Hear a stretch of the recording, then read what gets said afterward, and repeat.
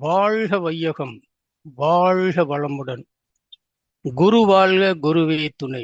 குருவினுடைய அடி போற்றி.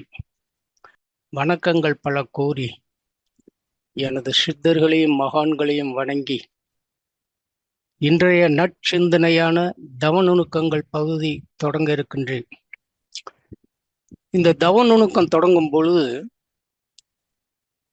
மகரிஷினுடைய வைரவரிகள் வழக்கமாக சொல்வது என்னுடைய ஒரு நடைமுறையாக வந்துவிட்டது. அது எது காரணம்னு கேட்டீங்கன்னா, நீங்க மனசுல அதை பதிய வைக்கணும் என்பதற்காகத்தான்.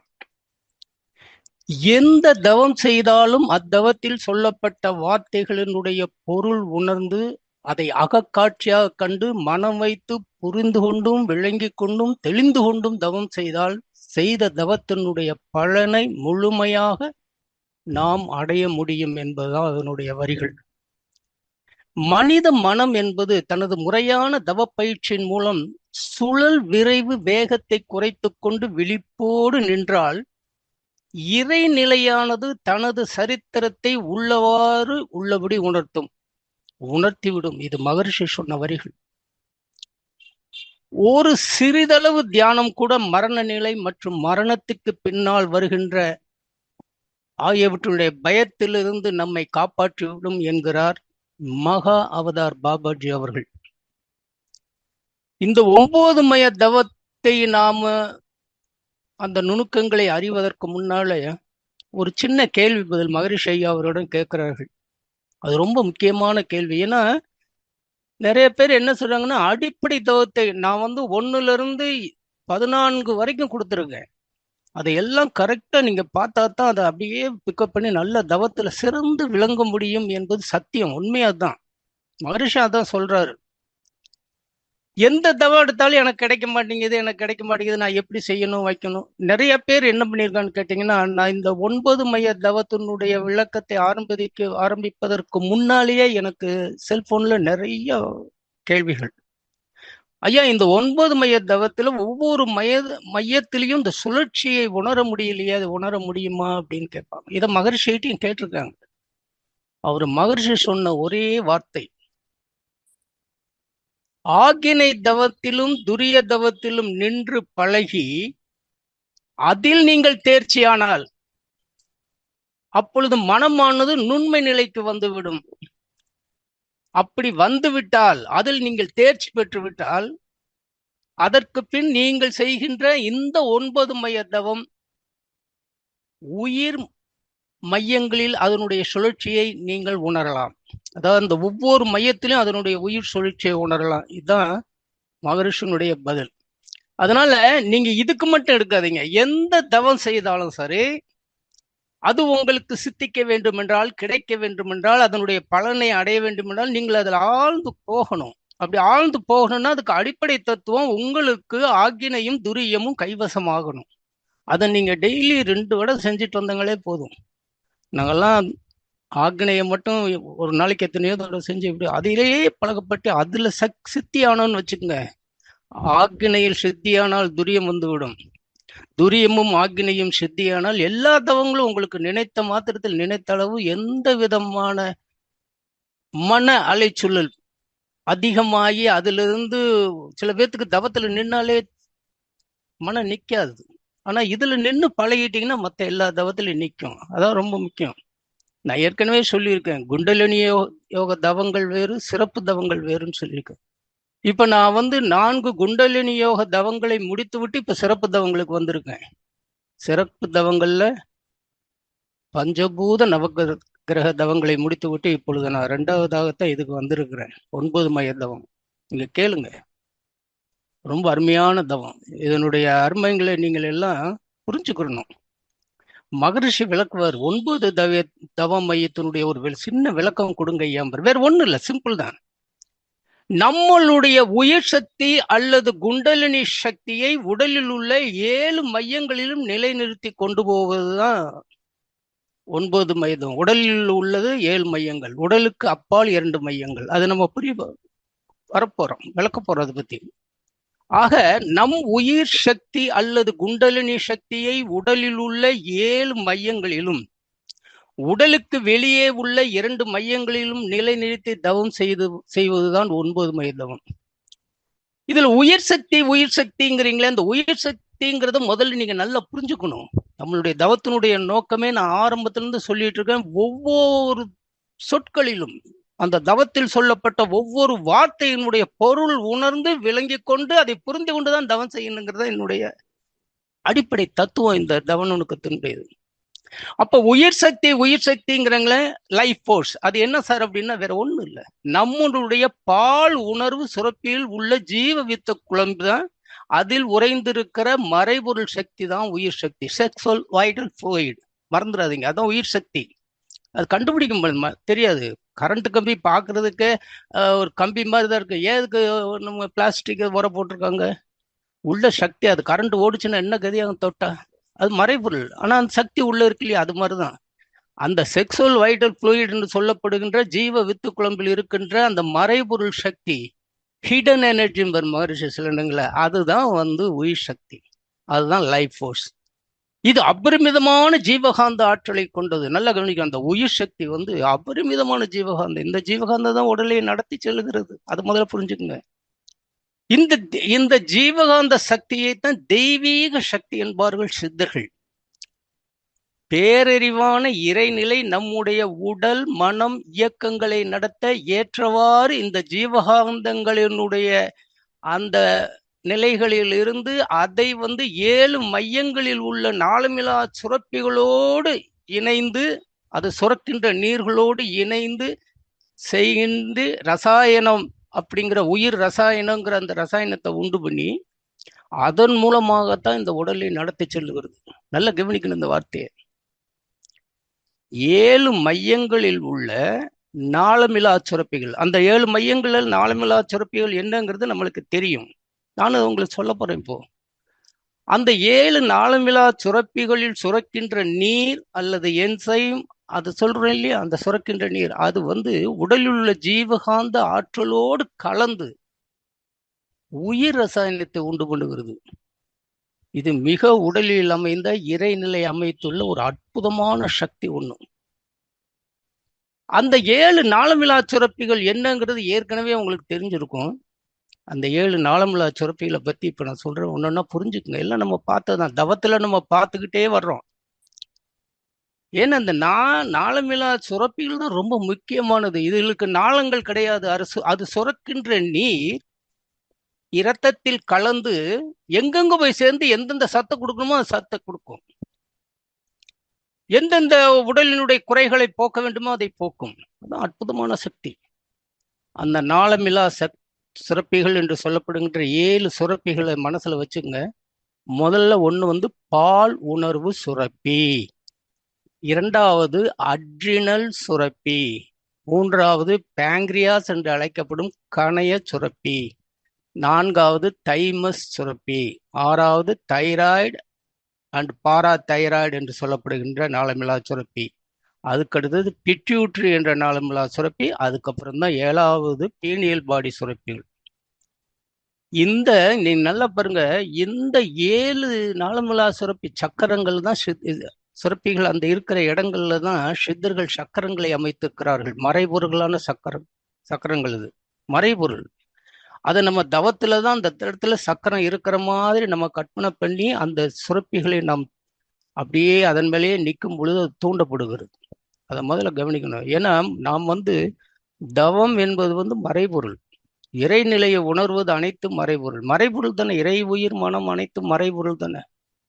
அதனால இந்த நாளமிலா சுரப்பிகள் சுரக்கின்ற நீர் அல்லது என்சைம் அல்லது ஹார்மோன்ஸ் இந்த இரத்த ஓட்டத்தில் உள்ள ஜீவகாந்த ஆற்றலுடன் கலந்து உடல் இயக்கத்துக்கு தேவையான ரசாயனங்களை ஏற்படுத்துகின்றன.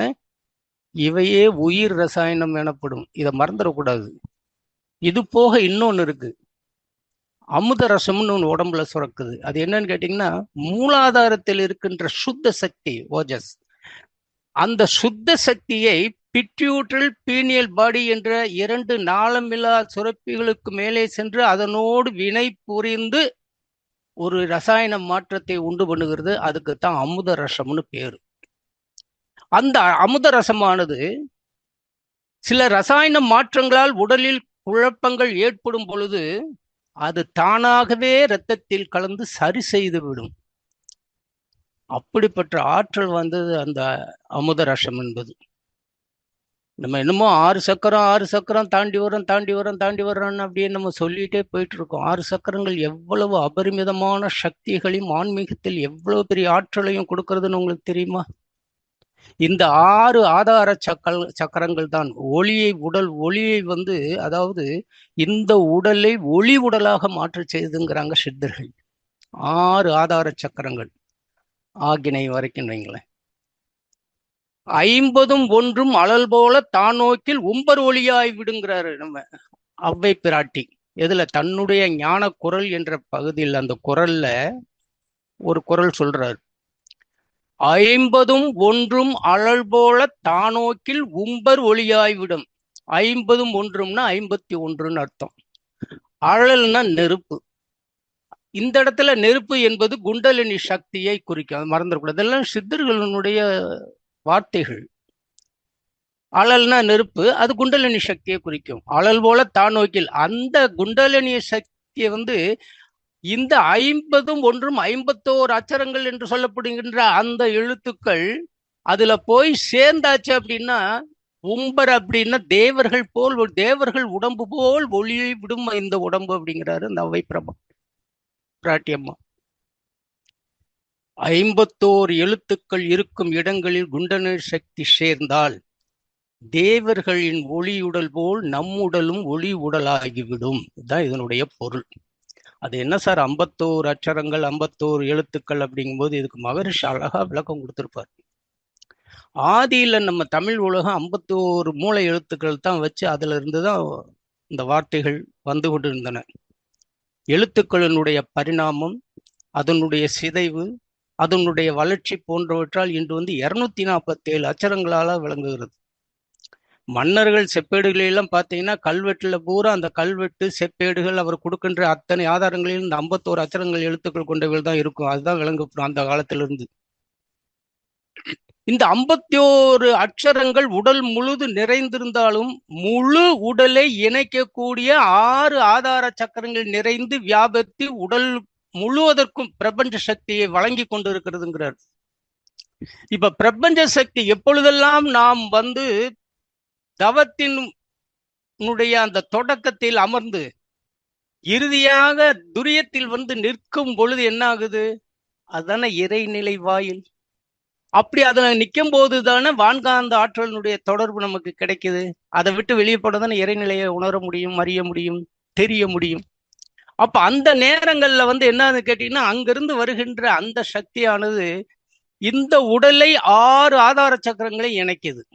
அப்படி இணைக்கும் போது சித்தர்கள் என்ன பண்ணான்னு கேட்டீங்கன்னா, அந்த 51 அச்சரங்களையும் இந்த 6 சக்கரங்களுக்கு நிறவி இருக்காங்க. ஒவ்வொருக்கும் எவ்வளவு சக்கரம், என்ன சக்கரம், அந்த சக்கரத்தை அவங்க மனசுல நினைச்சு அதன் மூலமாக அவங்க தவத்தில் திளைந்து தியானத்தில் மூழ்கும் பொழுது அந்த எழுத்துக்கள் அனைத்தும் அப்படியே வந்து ஒளி அப்படியே வெளிச்சமா வருமா. அப்படி ஒவ்வொரு சக்கரத்துக்கு அந்த சக்தி உண்டு. என்ன சார் உடல்ல மொத்தம் 7 சக்கரங்கள், நீங்க 6 சக்கரங்களை பத்தி தானே பேசுறீங்க. 6வது சக்கரம் தான் ஆகினை. ஏன்னா உடலை பற்றி பேசியாச்சுனாலே 6 சக்கரங்கள் தான் உடலுக்கு கணக்கு. 7வது சக்கரம் இறைநிலை வாயில், இறைவனை அடைவதற்குண்டான படி, முதல் படி அது. ஏன்னா இந்த 6 ஆதார சக்கரங்கள் தான் உடல் இயக்கத்துக்கு மிகவும் முக்கியமானவை. இந்த 6 ஆதார சக்கரங்கள் தான் ஒளி சக்கரங்களாக மாறி உடலை நடத்தி செல்கிறது சித்தர்கள். ஆதாரம் மாறும். இதுதான் இந்த உடலை நன்றாக நடத்தி சென்று உடல் இயக்கத்தை வந்து நல்ல விதத்தில் அந்த 3 ரத்த ஓட்டம், 3 ஓட்டங்கள் வரணும் இல்லையா? ரத்த ஓட்டம், வெப்ப ஓட்டம், காற்றோட்டம், உயிரோட்டம், இதெல்லாம் சேர்ந்து அதெல்லாம் நல்லா நடக்குன்னா இந்த 6 ஆதார சக்கரங்கள் தான் கண்டிப்பா வேணும். இந்த 6 ஆதார சக்கரங்கள் எப்பொழுதெல்லாம் நாம் குண்டலினி சக்தியை மூலாதாரத்திலிருந்து அப்படி எடுத்துக்கொண்டு அதை வந்து அப்படியே நம்ம கடக்கிறோம் இல்லையா? அதுல நினைச்சு கொஞ்ச நேரம் இருந்து கடக்கும் பொழுது அந்த 6 ஆதார சக்கரங்களில் வந்து என்ன பண்ணுன்னு கேட்டீங்கன்னா 72,000 நாடி நரம்புகள். சொல்ல போனா அந்த 7வது சக்கரமாகிய துரியத்திலையும் அந்த நிலை உண்டு. ஆனா உடல் இயக்கத்துக்கு இது ரொம்ப முக்கியம். அதுல போய் அந்த சக்தி சக்கரங்களாக மாறும்போது அந்த உடல் எப்படி இருக்கும் பாருங்க. அந்த நேரத்துல தான் சித்தர்கள் என்ன பண்ணாங்க, இந்த 6 ஆதார சக்கரங்களுக்கும் சில அந்த 51 அட்சரங்களை வகுத்து பிரித்து கொடுத்து அதிலிருந்து அதை சொல்லிக்கொண்டே அந்த நிலையில் இருக்கும்போது அந்த சக்கரங்கள் அப்படியே ஒளி விடும்போது போது அந்த 6 சக்கரம் ஒளி விட்டுச்சுன்னா உடல் வந்து அப்படியே ஒளி விட ஆரம்பிச்சிடும். ஒளி உடல் ஆகிவிடுங்கிறாங்க. அது என்ன அந்த 51 அச்சரங்கள்னா, மூலாதாரத்துக்கு 4 அச்சரங்கள், சுவாதிஷ்டானத்துக்கு 6, மணிப்புரகத்துக்கு 10, அநாகதத்துக்கு 12, விசுக்திக்கு 16, ஆக்கினைக்கு 3, எல்லாம் கூட்டி பாருங்க, கரெக்டா 51 அச்சரங்கள் வரும். இந்த 51 எழுத்துக்களும் இவற்றோடு குண்டலினி சக்தி பார்த்தாலும் சரி, சேர்ந்தாலும் சரி, சக்தி சக்கரங்களாக மாறி ஒளி வீச ஆரம்பித்து விடும்.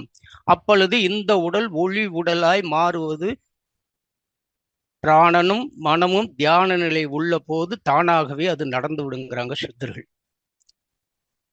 மூல எழுத்துக்களும் ஸ்தூல நிலையில் இருந்து சூக்கும நிலை கொண்டு ஒளி உடலை அடைந்து விடும். இது சித்தர்களுடைய ஒரு குறிப்பு. மூல எழுத்துக்களும், இந்த மூல எழுத்துக்கள், இந்த 51 அச்சரங்கள் என்று சொல்லப்படுகின்ற இந்த மூல எழுத்துக்கள் ஸ்தூல நிலையிலிருந்து, நீங்க தியானம் பண்ணிட்டு இருக்கும்போது என்ன பண்ணுவீங்க, உடல் உங்ககிட்ட இருக்கும். தியான நிலையில் இருக்கும்போது ஸ்தூல உடம்பு எதை பார்க்கிறோமோ அது பூரா ஸ்தூலம். அந்த ஸ்தூல உடம்பை பார்க்கிறோம், அது ஸ்தூல உடம்பு. அந்த நிலையில அந்த 51 அச்சரங்களை பிரித்து 6 சக்கரங்களில் நிறுத்தி அதை ஒளியாக மாற்றி விடும் பொழுது இந்த உடம்பானது ஒளி உடம்பாக வருவதற்கு முன்னால் சூக்கும நிலை எய்து விடும்னா அப்படியே வந்து மறைந்து விடும், சூக்கும நிலை வந்து விடும். அப்பதான் இந்த இது வந்து ஒளி உடலை அடையும் அப்படிங்கிறாங்க சித்தர்கள்.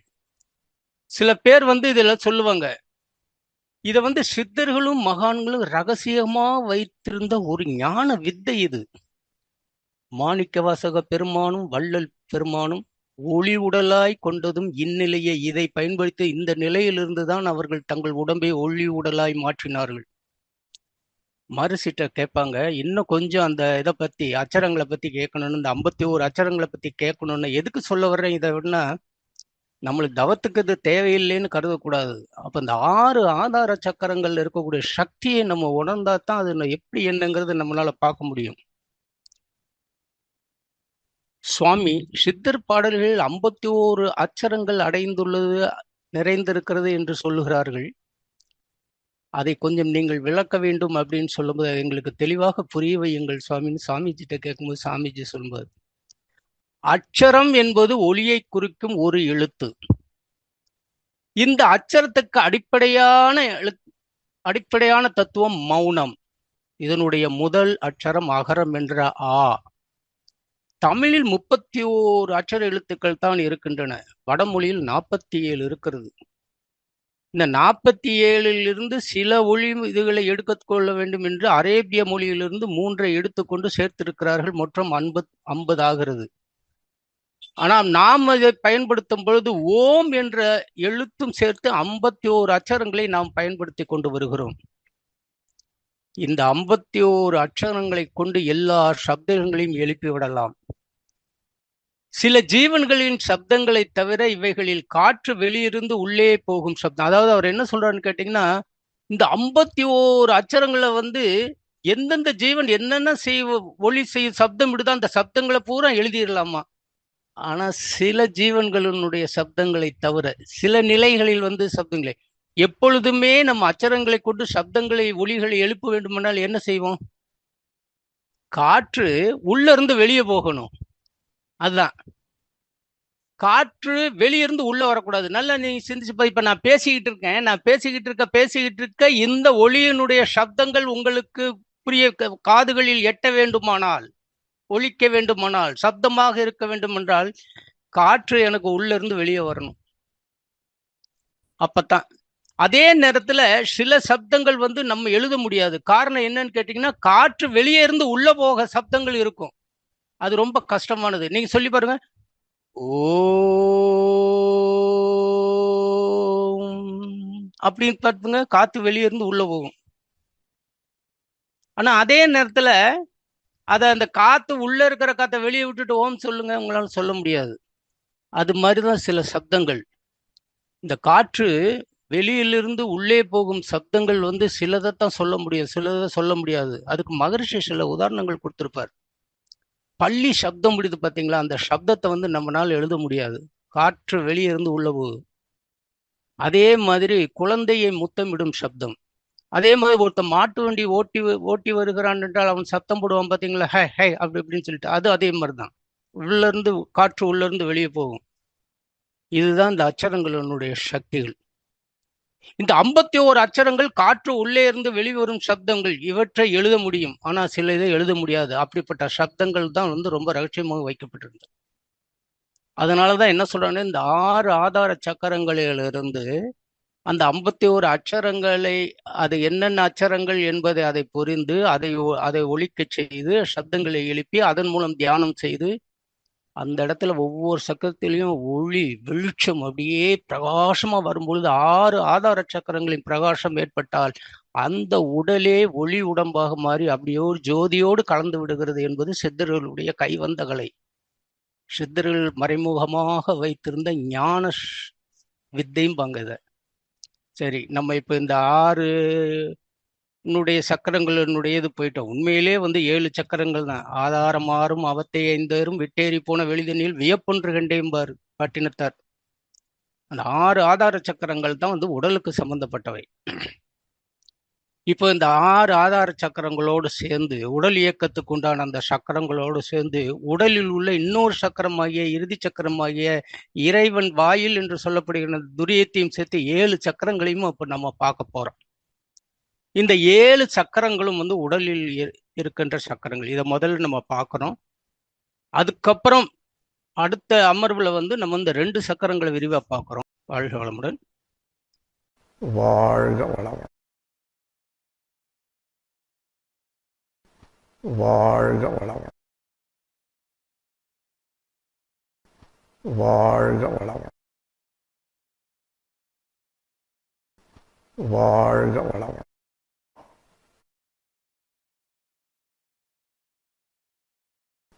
வாழ்க வளமுடன்.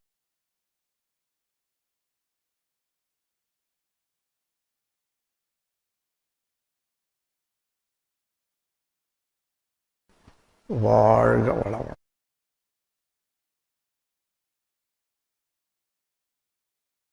அருட்பேராற்றல் கருணையினால் உடல் நலம், நீளாயுள், நிறை செல்வம், உயர்ப்புகள், மெஞ்ஞானம் ஓங்கி வாழ்வீர்கள். வாழ்க.